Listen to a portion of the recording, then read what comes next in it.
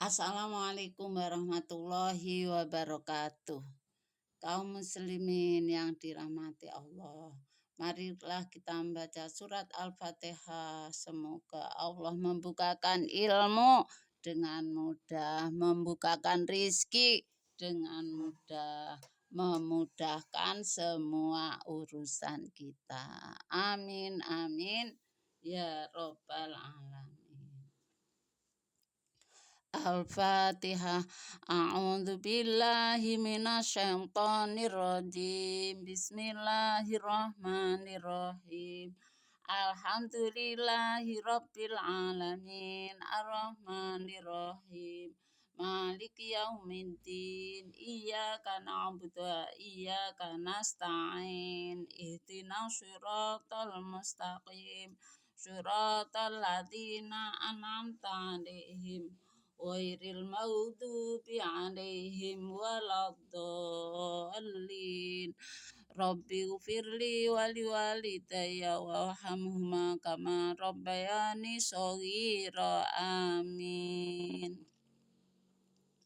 Bismillahirrahmanirrahim. Sallallahu ala Muhammad. Sallallahu alaihi wasallam. Sallallahu ala Muhammad. Sallallahu alaihi wasallam.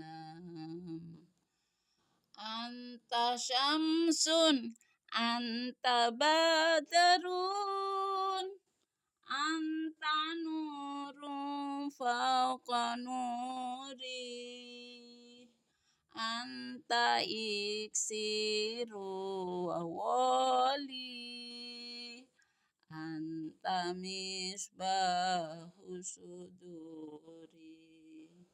Kaum muslimin yang dirahmati Allah, pada pertemuan kali ini kita akan mengaji tentang durhaka terhadap ayah dan ibu.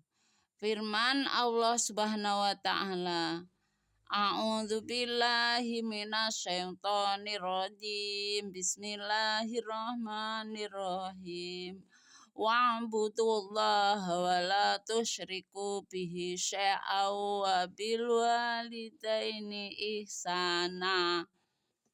Sembahlah Allah, abdikan dirimu kepada Allah, dan jangan mempersekutukan Allah dengan sesuatu apapun. Dan terhadap kedua ayah dan ibu harus berlaku baik. Ibnu Abbas radhiyallahu an berkata, harus taat,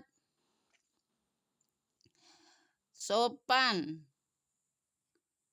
santun pada keduanya, dan jangan bersuara keras ketika berkata-kata pada keduanya, dan jangan membelalakkan mata ketika melihat keduanya.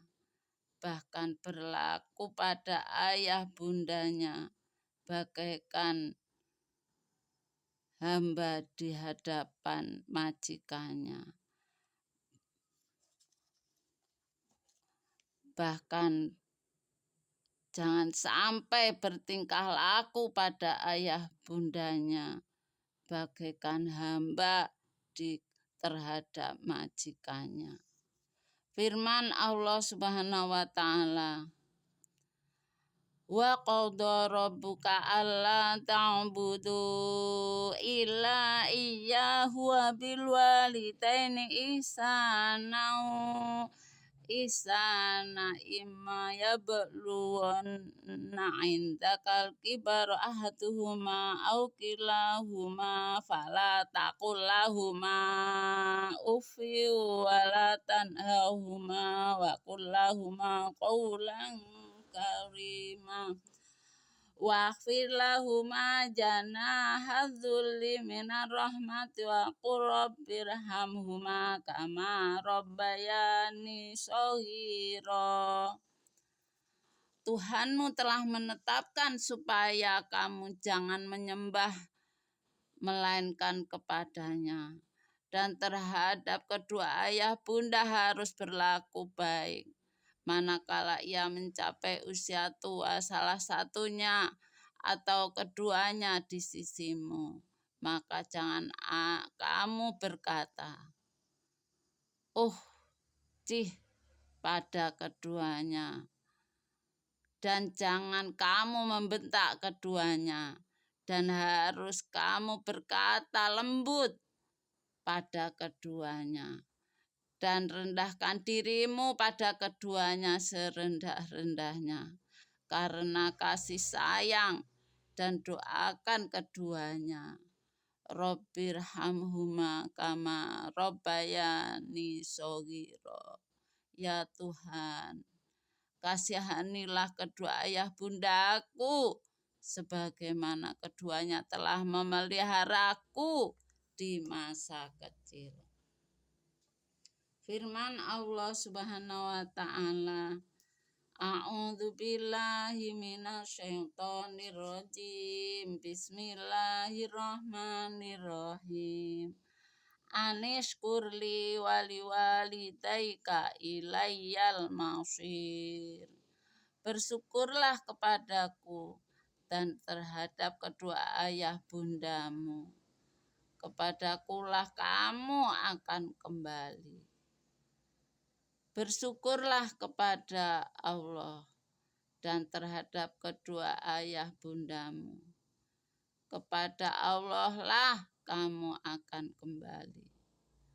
Perhatikanlah bagaimana Allah menjalin perintahnya supaya bersyukur kepada Allah dan pada kedua ayah ibu.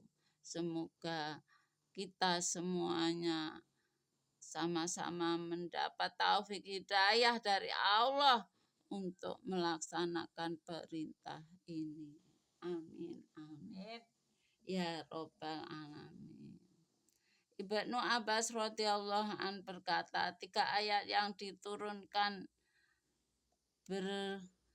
berhubungan dengan 3, dan Allah tidak akan menerima yang satu kecuali ada hubungannya. Pertama, ati Allah wa ati'ur Rasul. Taatilah pada Allah dan taatilah pada Rasulullah.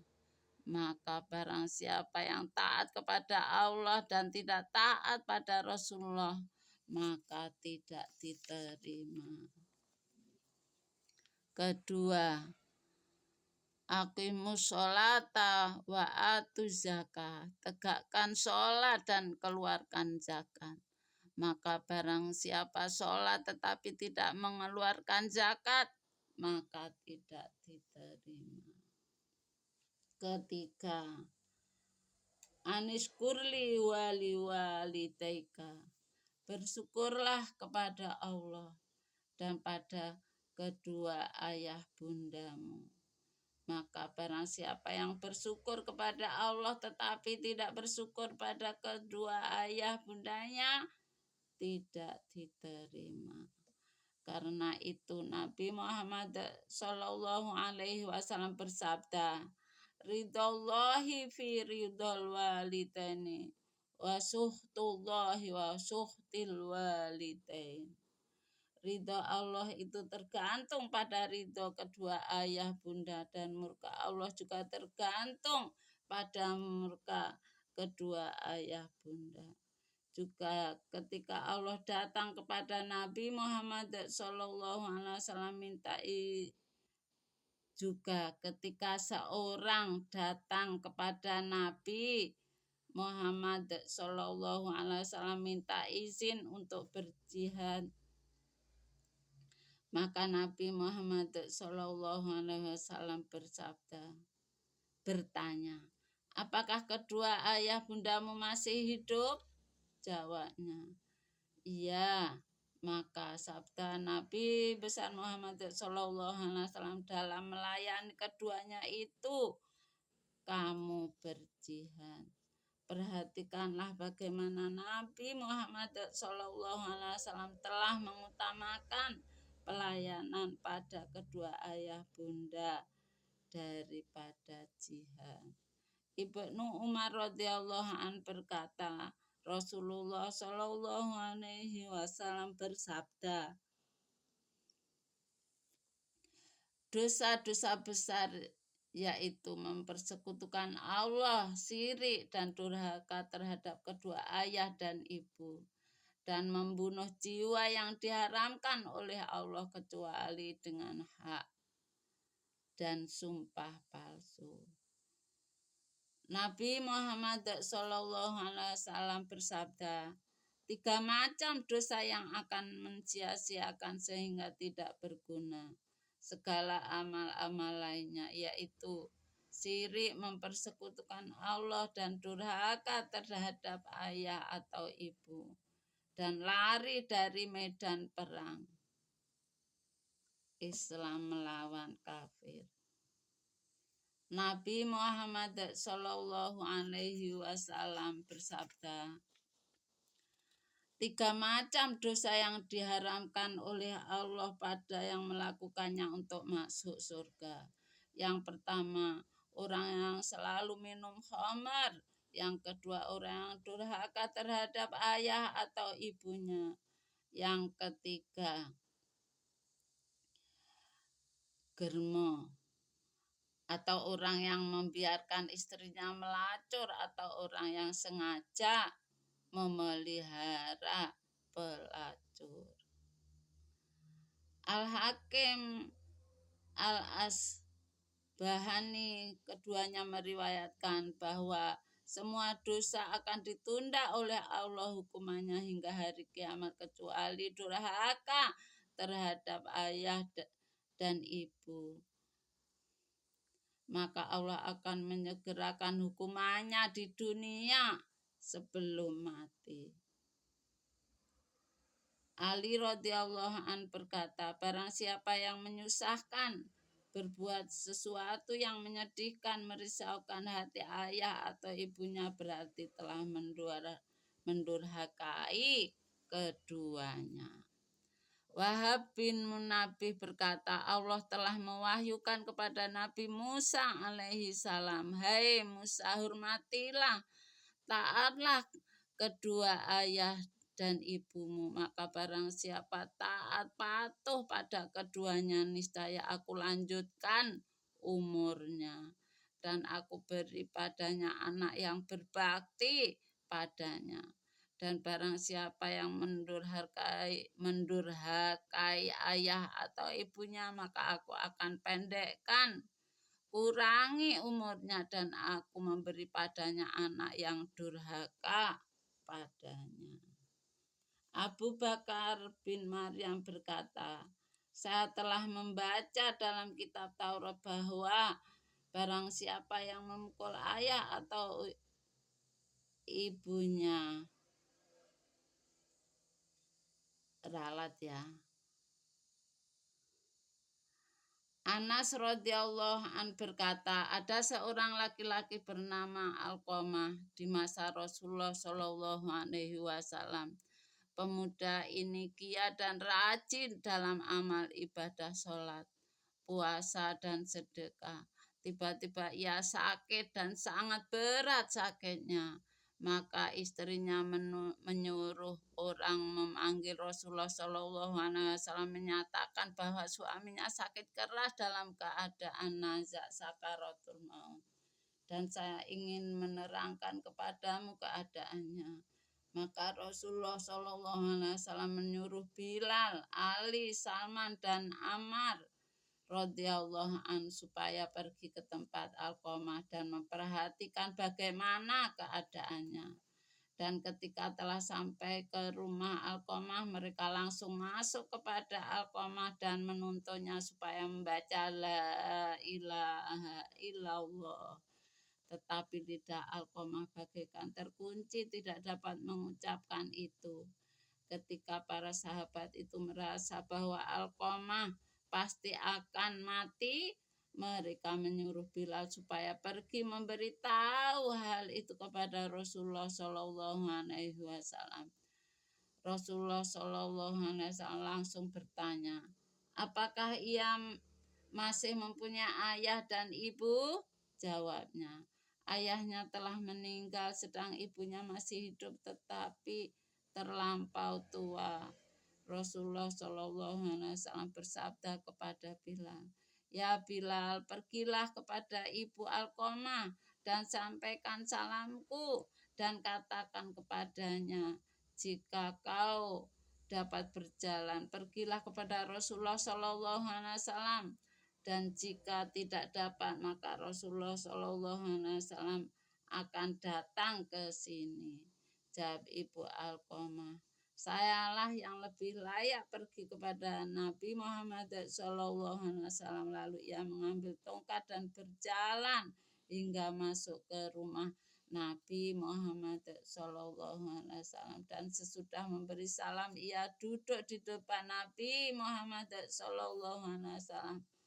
Maka Nabi Muhammad SAW bertanya, "Beritakan yang sebenarnya kepadaku, jika kau dusta kepadaku, niscaya akan turun wahyu memberi tahu kepadamu." Bagaimanakah keadaan Alqamah?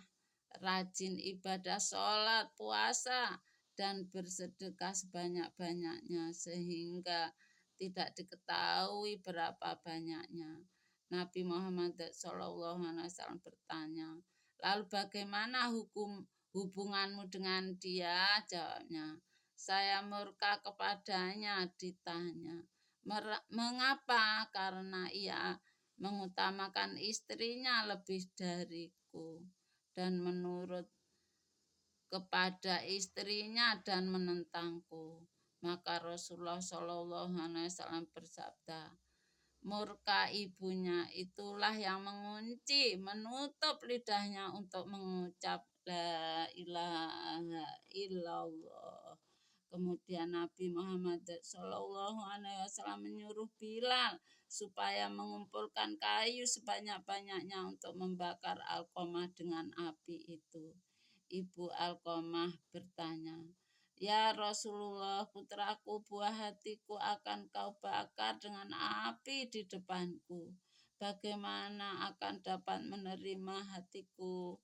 Rasulullah SAW bersabda, "Hai ibu Alqamah, siksa Allah lebih berat dan kekal. Karena itu jika kau ingin Allah mengampunkan dosa anakmu, maka relakan ia. Kau harus ridho padanya.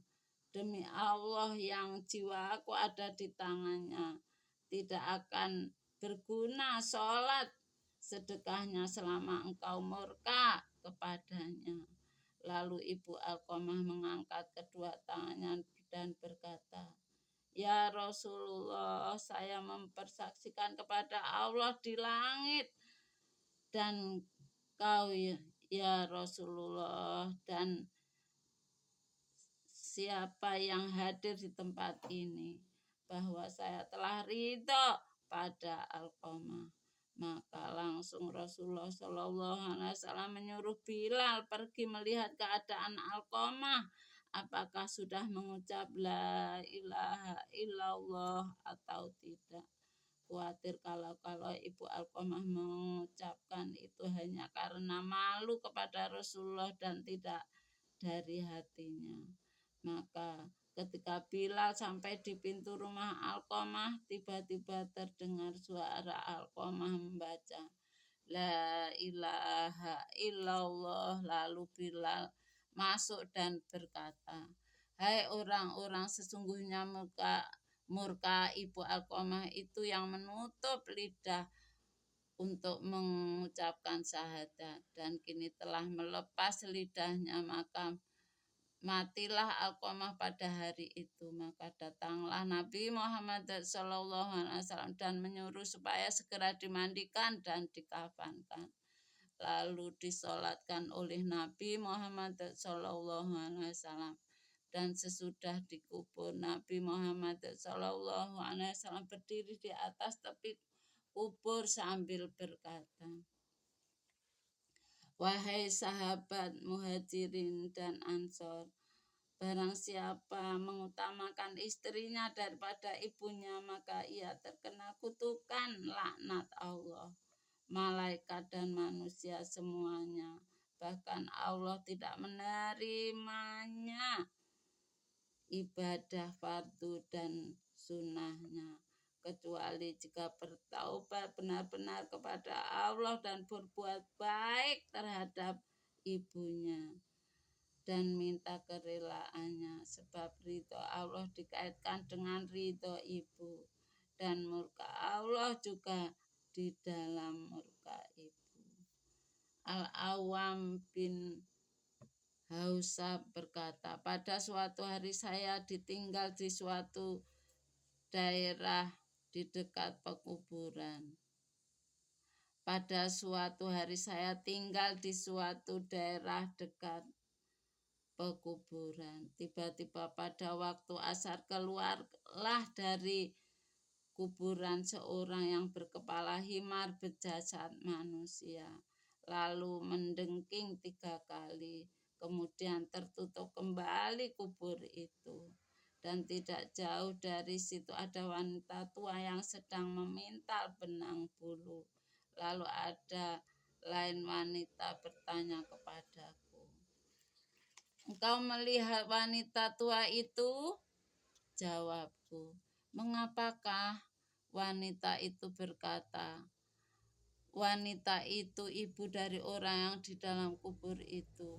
Lalu saya bertanya, "Bagaimanakah riwayat kisahnya?" Jawabnya, "Dahulu orang itu suka minum khamar, maka diingatkanlah oleh ibunya, 'Hai anakku, takutlah pada Allah, sampai kapankah kamu minum khamar?'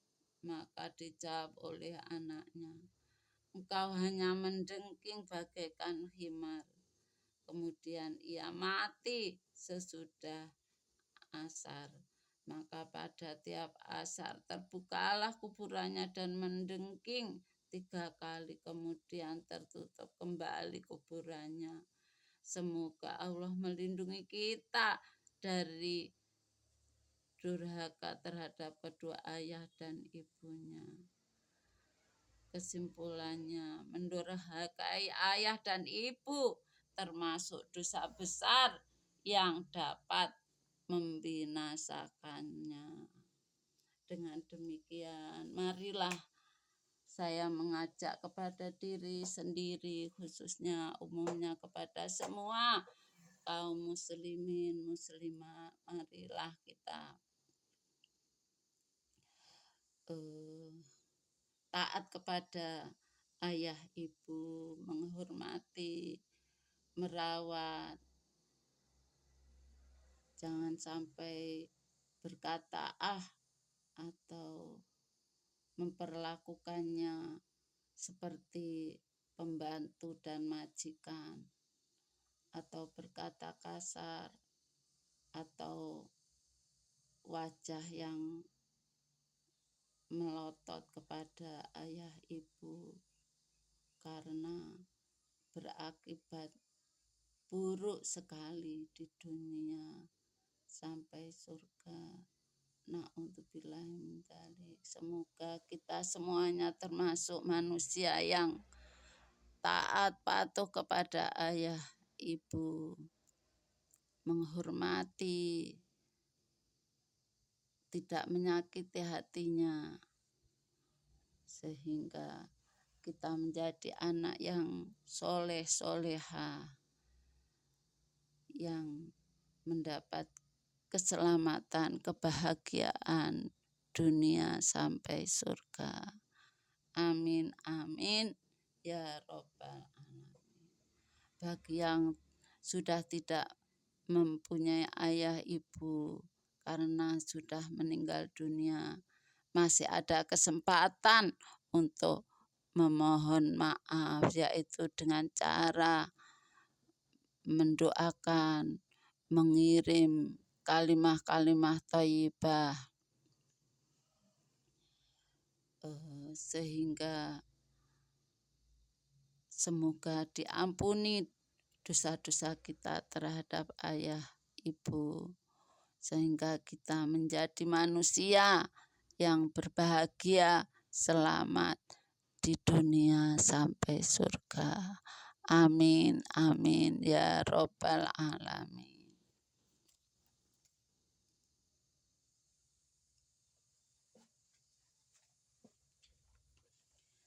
Allahumma ja'al a'malana sholihah wa ja'alha liwajhika khalisah wa la taj'al li ahadin fiha syai'a. Amin ya Rabbal Alamin. Hadanallahu wa iyyakum ajma'in. Ya Allah, jadikanlah apa yang kami kerjakan itu menjadi amal-amal soleh dan semata karena mengharap ridho Allah dan bukan karena sesuatu apapun. Kabulkanlah doa kami ya Allah, Tuhan seluruh alam. Semoga Allah selalu memberi petunjuk kepada kami dan kalian semua. Amin, amin, ya Rabbal Alamin. Wassalamualaikum warahmatullahi wabarakatuh.